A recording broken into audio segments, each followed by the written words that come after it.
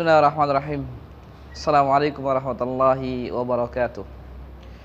Alhamdulillah, salatu wassalamu ala rasulillah wa ala alihi wa ashabihi wa mawala wa la hawla wa la quwata illa billah.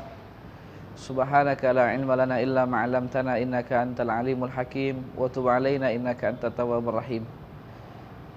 Pemirsa Mutiara Iman Kompas TV Palembang dimuliakan Allah. Bersyukur kepada Allah, berselawat ke atas Nabi besar Nabi Muhammad sallallahu alaihi wasallam. Ada dua syarat ibadah itu diterima oleh Allah. Satu, amal ibadah itu mesti mutaba'ah. Pastikan amal ibadah kita mesti bersandar kepada Allah dan Rasulnya. Qala Allah wa qala Rasul. Tidak ada amal ibadah yang akan diterima oleh Allah Subhanahu wa taala jika dia tidak mutaba'ah, jika dia tidak bersandar kepada Allah dan Rasulnya. Sholat subuh 2 rakaat, ada inisiatif untuk menambah 1 rakaat 3 rakaat, maka tak akan pernah diterima oleh Allah Subhanahu wa taala.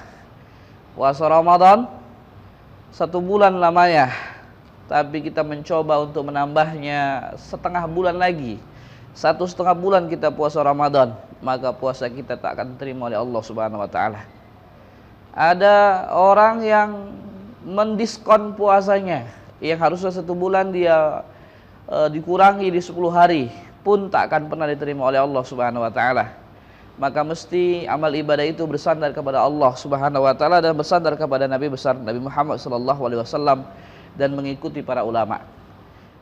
Syarat yang kedua amal ibadah kita diterima oleh Allah adalah ikhlas. Ada orang beramal ibadah bagus, sholatnya rapi, sujudnya tertib, rukuknya tumaninah, tapi sayang sungguh sayang, niatnya tak ikhlas.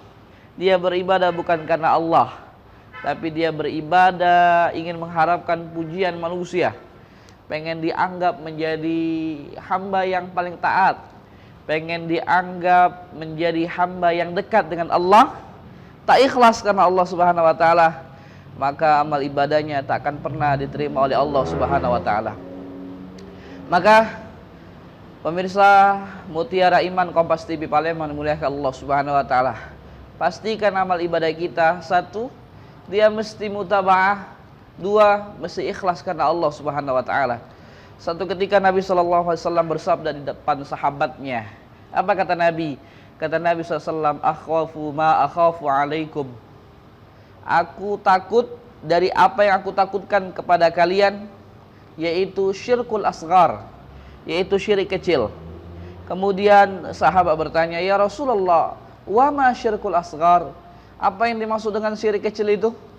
Maka kata Nabi SAW, syirik kecil itu adalah ar-riya, yaitu orang yang menyombongkan dirinya, beribadah untuk dianggap menjadi hamba yang paling taat, beribadah untuk dianggap menjadi orang yang nampaknya ibadahnya ikhlas dan lain sebagainya, maka mesti itu disebut dengan syirkul asghar, syirik kecil. Syirik besar mesti kita tahu, orang menyembah pohon syirik besar.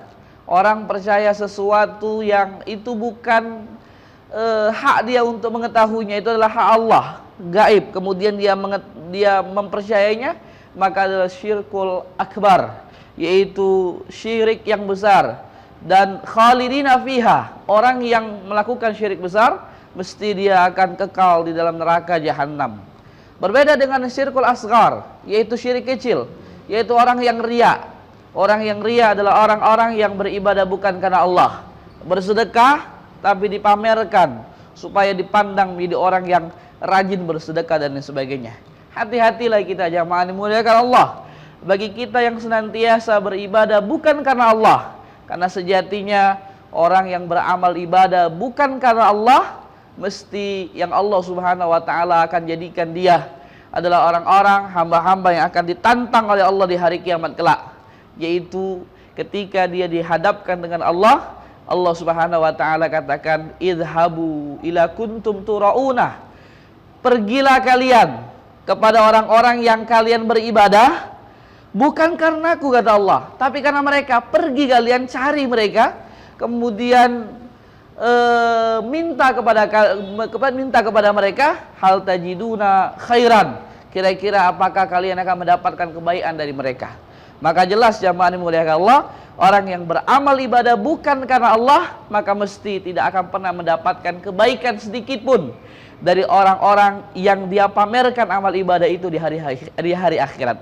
Maka jamaah dimuliakan Allah Subhanahu wa taala, orang yang beramal, yang beribadah bukan karena Allah, tidak ikhlas, maka mesti orang tersebut digolongkan sebagai orang-orang yang munafik, yang menampakkan amal ibadah, tetapi sejatinya amal ibadah itu bukan karena Allah, tetapi untuk selain Allah, dan mereka adalah orang-orang yang melakukan kesyirikan. Maka satu ketika seorang ulama namanya Abu Layyis As-Samarqandi yang menulis kitab Tanbihul Ghafilin, beliau mengatakan orang yang beramal ibadah bukan karena Allah, meskipun banyak amal ibadahnya, seperti orang yang pergi ke pasar tak membawa apa-apa, hanya membawa batu kerikil, diletakkan di kantongnya yang penuh, kantong depan penuh, kantong kanan kiri penuh, kemudian dia berjalan mengelilingi pasar. Kemudian orang-orang akan berkata, "Oh, fulan, kemarilah, sini duduk, belilah belanjaanku. Ini ada buah-buahan, ini ada telur, ini ada beras belanja. Banyak betul duit yang kau pegang itu." Yaitu orang-orang yang beramal ibadah bukan karena Allah. Nampak di kantong badannya itu banyak sekali harta, emas dan lain sebagainya, penuh kantongnya, tapi sejatinya itu adalah batu kerikil dan tidak ada manfaatnya sedikit pun ketika dibelanjakan. Itulah orang-orang yang beramal ibadah bukan karena Allah. Nampak banyak amal ibadahnya, nampak sholatnya tekun, nampak puasanya rajin, nampak pula sedekahnya banyak, tapi pada hakikatnya amal ibadah tersebut tidak diterima oleh Allah Subhanahu wa taala. Sungguh merugi yang dimuliakan Allah Subhanahu wa taala orang yang beramal ibadah bukan karena Allah, karena sejatinya seperti butiran debu yang tak akan pernah diterima oleh Allah Subhanahu wa taala. Kita akan kembali membahas bahasan ini setelah jeda yang berikut ini.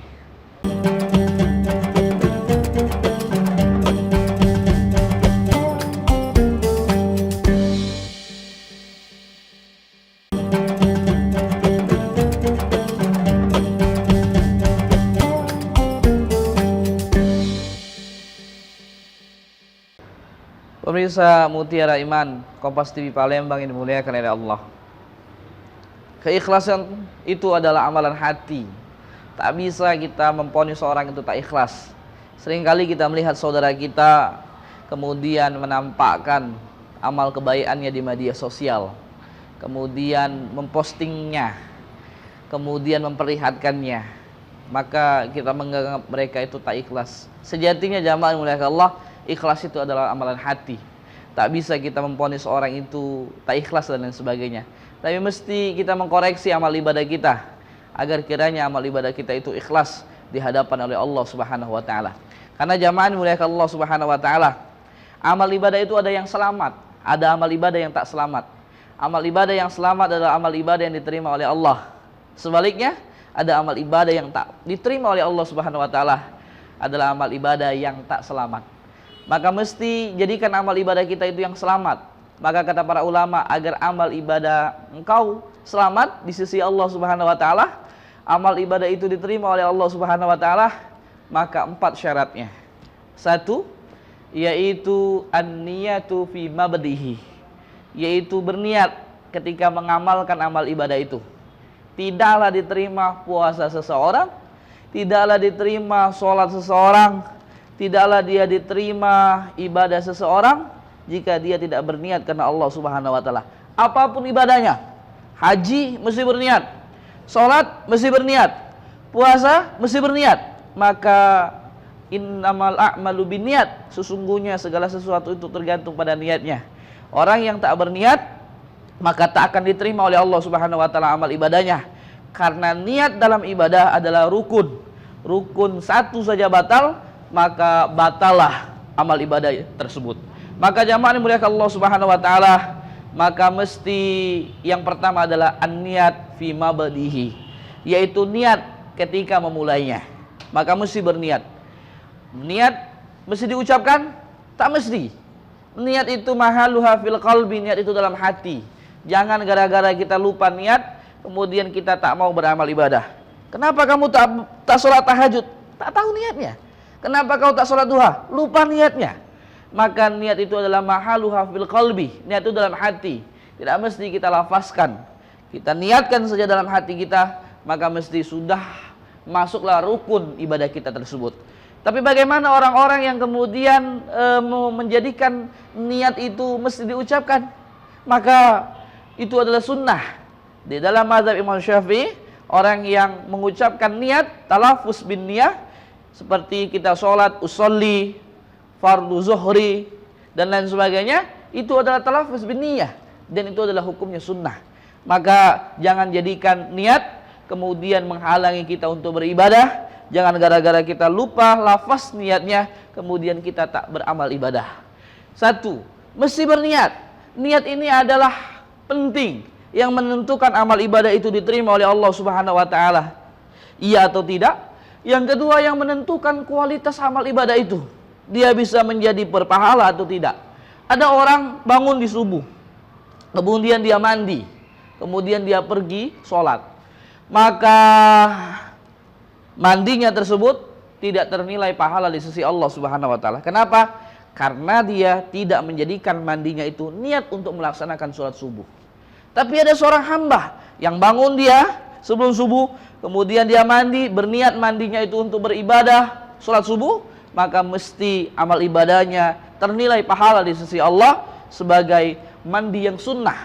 Maka inilah yang disebut dengan pentingnya niat. Maka mesti berniat. Niatkan ibadah itu karena Allah Subhanahu wa taala, karena sejatinya niat akan menjadikan amal ibadah itu diterima atau tidak. Dua, niat akan merubah menjadi kualitas amal ibadah tersebut. Yang tadinya biasa menjadi berpahala, atau niat akan menjadi dosa ataupun pahala di sisi Allah Subhanahu wa taala. Ada orang memotong hewan kurban di bawah pohon rindang yang besar. Kemudian dia berniat memotong hewan itu bukan karena Allah, tetapi ingin mempersembahkan hewan kurban itu kepada satu pohon yang besar. Tapi ada satu hamba lain yang dia memotong hewan kurban niatnya karena Allah Subhanahu wa taala, bukan karena yang lain.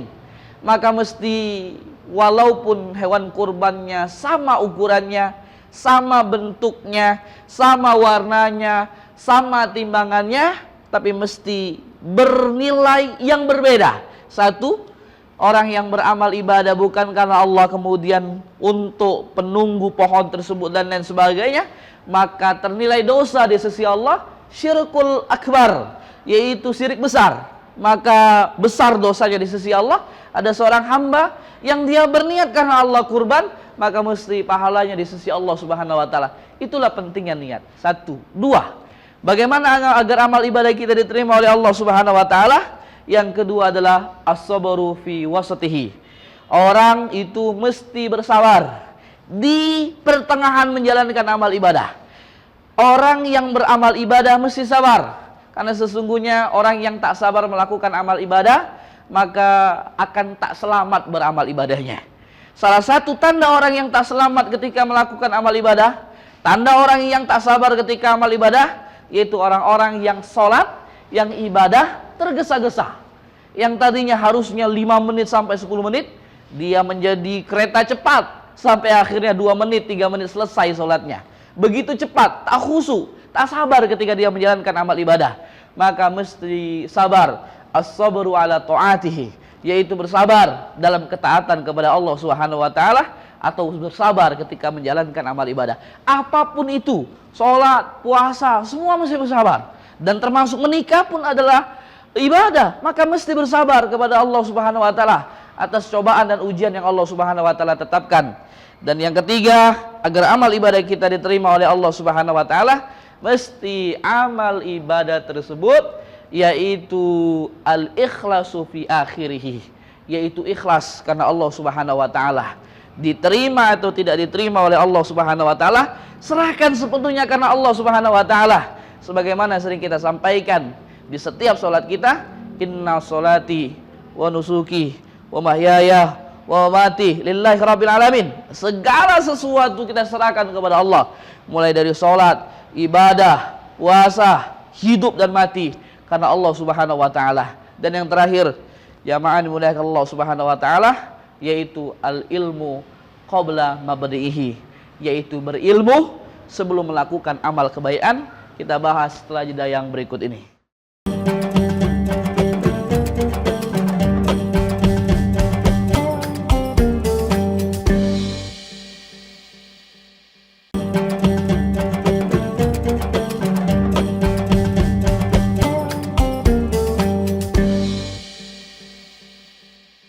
Pemirsa Mutiara Iman, Kompas TV, Palembang dimuliakan oleh Allah Subhanahu wa taala.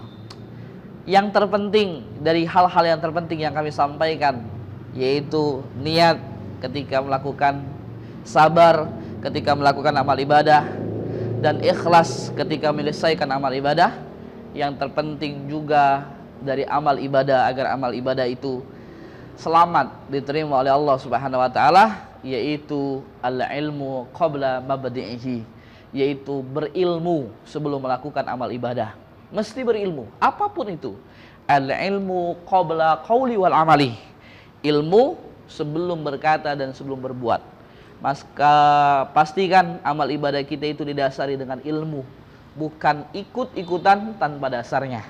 Maka mesti rajin-rajinlah kita menuntut ilmu, karena menuntut ilmu ini tak ada batasannya. Kecuali kematianlah yang datang menghampiri kita, maka berhentilah kita menuntut ilmu. Maka belajarlah terus, yakinkan kepada diri kita bahwa mesti berilmu dalam beramal ibadah. Jangan karena ikut orang tua, jangan karena ikut pendahulu kita dan lain sebagainya, yang akhirnya tidak bersandar kepada Allah dan Rasulnya. Maka jamaah muliakan Allah Subhanahu wa taala, orang yang berilmu mesti dia lebih berkualitas amal ibadahnya ketimbang orang yang tak berilmu. Maka disebutkan dalam sebuah riwayat, setan itu takutnya kepada orang yang berilmu, bukan yang rajin ibadah. Maka satu ketika disebutkan dalam sebuah cerita, ada orang yang sholat rajin, kemudian ada yang tertidur. Maka setan tak berani menggoda orang yang tertidur itu. Dia lebih menggoda orang yang sholat. Kemudian ditanya, kenapa tak berani mengganggu orang yang sedang tidur itu? Dia adalah orang yang berilmu. Karena orang yang berilmu susah untuk disesatkan. Justru orang yang beramal ibadah tanpa ilmu sangat mudah sekali disesatkan. Kami akan kasihkan contohnya. Suatu masa ada orang yang rajin sholat, kemudian digoda oleh setan. Datang setan, iblis yang berbentuk manusia, yang sholatnya bisa mengalahkan orang yang rajin sholat ini. Maka orang yang rajin sholat ini berkatalah, apa resepnya? Apa triknya, apa tipsnya sehingga kau bisa mengalahkan sholatku? Padahal di kampung ini orang yang rajin sholat, orang yang rajin ibadah itu adalah aku. Tak ada yang bisa menggantikannya itu. Aku adalah orang yang rajin ibadah di sini. Maka apa tipsnya, apa triknya, apa resepnya sehingga aku bisa mengalahkan amal ibadah engkau? Maka si setan pun kemudian menjawab, yang membuat kita rajin ibadah adalah rasa dosa. Dosa yang begitu besar, kita takut kepada Allah, kemudian kita rajin beramal ibadah. Maka si orang yang rajin sholat tadi kemudian berpikir, ada betulnya juga. Ini setan pintar jamaah mulia Allah. Dia akan menggoda kita dengan cara-cara yang di luar nalar dan pikiran kita. Salah satunya adalah dia mengatakan, wahai engkau yang rajin ibadah, cobalah engkau melakukan dosa sedikit saja. Kalau kau sudah melakukan dosa, maka mesti kau akan merasakan penyesalan yang dahsyat. Kemudian setelah kau merasakan penyesalan yang dahsyat, kau akan beribadah yang ibadah kau akan lebih dari rata-rata manusia biasa. Maka dia berpikir, betul juga. Kemudian dia bertanya kepada setan itu, kira-kira amal dosa apa yang akan aku lakukan sehingga aku bisa bertaubat kemudian aku melakukan amal ibadah yang banyak? Maka setan berkata, cobalah kau untuk menjinai manusia. Maka si orang ibadah ini berkata, oh tidak mungkin. Aku tidak mungkin berzina, karena sesungguhnya aku menatap yang lawan jenis saja aku tak berani. Maka tak mungkin aku berzina. Kemudian dia katakan lagi, si setan kemudian berkata, cobalah kau bunuh seseorang. Maka kemudian dia berkata, tidak berani. Karena sesungguhnya membunuh itu menumpahkan darah. Tidak akan mungkin saya berani menumpahkan darah saudaraku. Maka si setan berkata, cobalah kau minum khamr, minum minuman keras, minum arak, kemudian kau mabuk. Karena sesungguhnya minum arak itu tidak ada yang dirugikan. Kau tidak berzina, kau tidak membunuh orang. Yang dirusak hanya dirimu sendiri. Dan itu adalah maksiat. Ketika kau bertobat, mesti kau rajin dalam amal ibadahmu. Maka si orang yang rajin ibadah kemudian berpikir, kemudian dia berkata, ada betulnya juga. Maka dia minum khamar. Setelah minum khamar, dia mabuk, kemudian hilang kesadaran, kemudian dia berzina. Setelah dia berzina, diketahui oleh hak layak ramai, maka wanita yang dizinainya itu kemudian dibunuh. Setelah dibunuh, kemudian dia ditangkap, diadili, maka ketika diadili itu datanglah setan. Kemudian si orang yang rajin ibadah ini berkata, wahai engkau yang menyesatkanku, aku bisa sampai begini karena engkau. Bisakah kau menyelamatkanku? Maka setan dari iblis tadi berkata, oh bisa. Bisa kau selamat dari hukuman manusia itu. Cukup kau menjadi pengikutku, maka kau akan selamat, kemudian kau mengikutiku. Maka kemudian si orang yang ahli ibadah dia berkata, bagaimana aku bisa mengikutimu? Bagaimana aku bisa menjadi pengikutmu sementara aku saat ini sedang disalib? Tanganku tak bisa bergerak, kakiku tak bisa bergerak, aku disandra. Maka si setan berkata, kau cukup anggukkan kepalamu, itu menandakan kau sudah menjadi pengikutku. Maka dianggukkanlah kepalanya. Kemudian ketika dianggukkan kepalanya, sudah sahlah dia menjadi pengikut setan. Maka tibalah ajal kematian, dihukum mati dia oleh orang-orang yang ada di sekitarnya pada masa itu. Maka dia mati dalam keadaan kafir. Itulah jamaah yang dimuliakan Allah Subhanahu wa taala, orang yang tak berilmu, dia beribadah saja tak berilmu, maka mudah sekali digoda oleh setan. Maka jamaah yang dimuliakan Allah Subhanahu wa taala, maka bentengi diri kita selain dengan keimanan, yaitu dengan ilmu. Berilmu sebelum berkata dan berbuat. Kemudian juga agar amal ibadah kita diterima oleh Allah Subhanahu wa taala, yaitu an-niyatu, niat ketika melakukannya, kemudian sabar ketika melakukannya, dan mengakhiri dengan ikhlas karena Allah Subhanahu wa taala. Semoga amal ibadah kita diterima oleh Allah Subhanahu wa taala dan dijadikan kita hamba-hamba yang senantiasa ikhlas beribadah karena Allah Subhanahu wa taala. Semoga bermanfaat. Pemirsa Mutiara Iman yang muliakan Allah, kiranya itu saja yang dapat disampaikan. Semoga bermanfaat. Billahi taufiq wal hidayah. Wassalamualaikum warahmatullahi wabarakatuh.